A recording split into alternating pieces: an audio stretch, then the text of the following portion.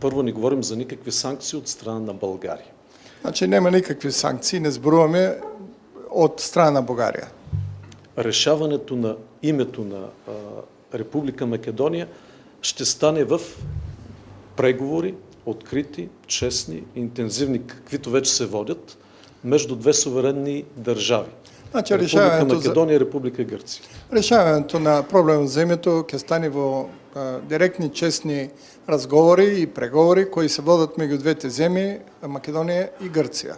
Но разбира се, тези преговори като резултат засягат и нас, българската страна. Но се разбира дека овие преговори и нас не засегнуваат, бугарската страна. Ние сме казали ясно своята позиция.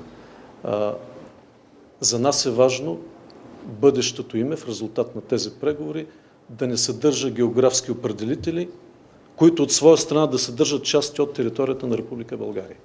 Значи ние ясно имаме кажано дека нашата определба е новото име да не содржи географска одредба која е дел от територијата на Република Българија.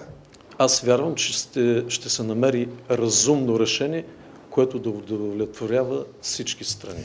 И аз верувам дека ќе се најде разумно решение кое ќе биде во корист на двете, ќе ги задоволува и двете страни. Искам също така да спомена нещо важно. Сакам да споменам нещо важно.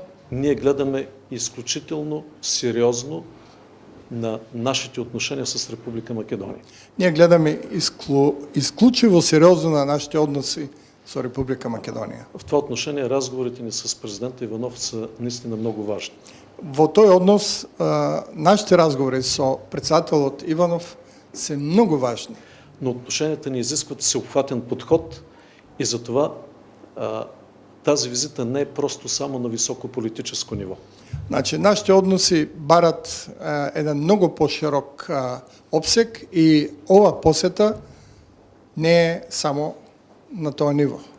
В моята делегация са и представители на българското правителство. Во моята делегация има и представници на бугарската влада. На българския парламент, на българските работодателски организации и бизнес, които очаквам днес да сключат две споразумения. Значи и на бугарските работодавачки организации и бизнес, кои очекувам денес да сключат два договори. Също така с нас са и двама авторитетни митрополити от Българската православна църква. Значи со нас има и 20 авторитетни митрополити от Бугарската православна църква.